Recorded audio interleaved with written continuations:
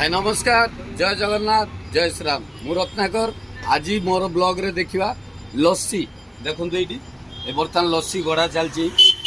गरम दिन भाई पड़लानी तेणुक गरम दिन में आम उपकूलिया प्रबल गरम भी अनुभव है।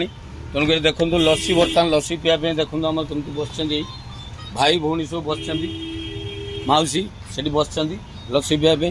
तो ये देखो ये लस्सी एटा आमर सर सीएससी तले सरर जो मेन मेडिकल से मेडिकल तले होता देखो ये कमी रही नड़िया कुरा रही नड़िया कुरा पिला तार ये दूसरी नड़िया कुर्सी एटा राबिड़ी एटा आपणकर किसमिस ये चेरी ये काजू एटा दही एटा आपणकर चीनी ग्राइंडर तार ग्राइंडिंग कला अन्य जहाँ जहाँ सब आइटम पड़ा कथा ता भर लस्सी या आपण मानक मोर या भितर ब्लॉग रे कहया गोटे जिन अनुरोध जो बर्तमान एना 4-5 मास आप जगिक रे गरम प्रबल भी हम तेणुक गरम रू बचाई सब निज मुंड को ठंडा रखु पेट को ठंडा रखु लस्सी डाब फाब जहाँ आप पीपारे मुंड को ठंडा रखिए दिन 11टा 11:30 12टा पाखु नहीं 4टा 4:30 पर्यंत बाहर ना।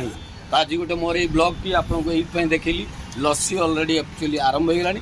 लस्सी पिंतु एमती तो दही पेटपाई भल कि जेहेतु यही से दही सहित टी आम नड़िया किसमिस काजू विभिन्न प्रकार जिनस मिसेदे पार्टी टे स्वाद लगे आम लस्सी करके पीऊ। तो आपन को ये कंटेंट भल लगे रत्नाकर को लाइक कमेंट करेंगे आगू को बढ़ाई साहाय्य करेंगे जदि आपको भल लगे रत्नाकर आपन को एमती भल भल जिनसर ब्लॉग आपन को दब।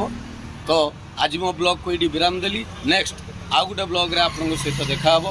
तो वंदे उत्कल जननी भारत माता की जय। नमस्ते।